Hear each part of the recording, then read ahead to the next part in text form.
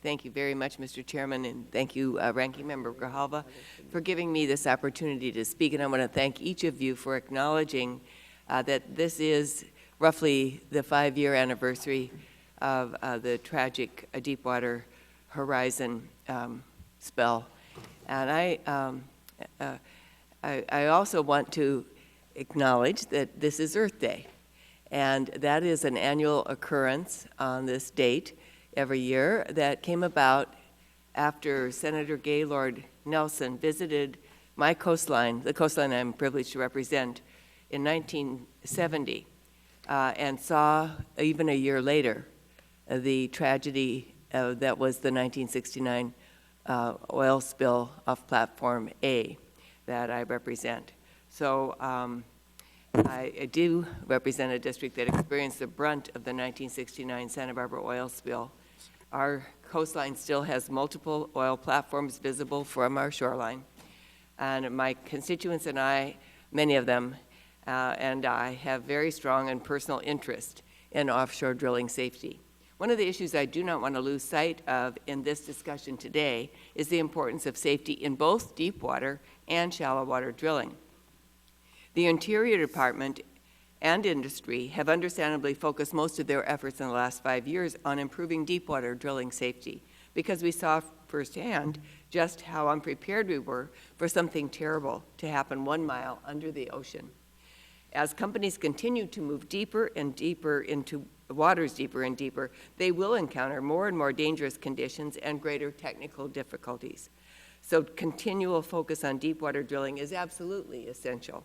But the industry still works in shallow waters as well, and that's what I don't want to lose sight of in this hearing. After Deepwater Horizon, we were told by industry that while new safety standards might be appropriate for deep water, things were much safer in shallow water operations. While the rest of the country watched oil billowing uncontrollably into the Gulf of Mexico, wondering whether offshore drilling could ever be done safely at all, shallow water drillers criticized the Interior Department for focusing more on responding to the spill than issuing new drilling permits. For the record, I think the Department of the Interior made the right choice and the only choice in that situation, but clearly not everyone agreed. In November of 2010, however, barely 7 months after the blowout began, an executive for a shallow water drilling contractor named Hercules Offshore wrote an editorial touting the safety of their operations. In this editorial, he wrote, and I quote, "We've been drilling shallow water wells safely and without major incident since 1949. The contractor was apparently referring only to waters in the U.S. portion of the Gulf of Mexico, because both the 1969 Santa Barbara blowout and the 1979 Ixtoc blowout occurred in water less than 200 feet deep."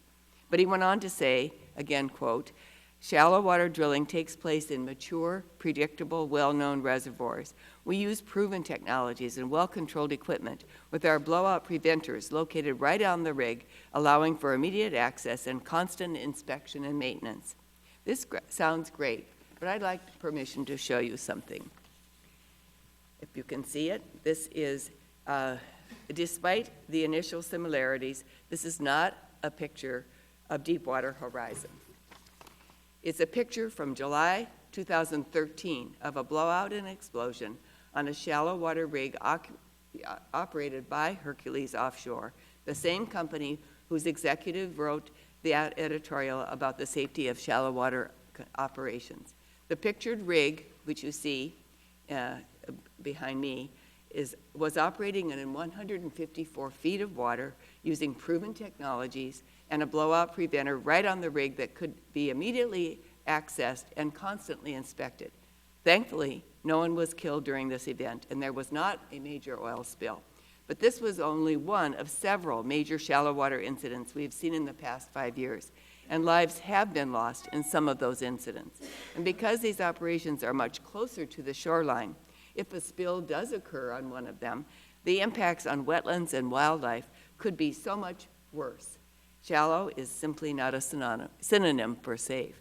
All companies should be required to meet the same stringent safety standards that were put into place after Deepwater Horizon disaster. Mr. Chairman, I hope we can agree that safety should always be our top priority.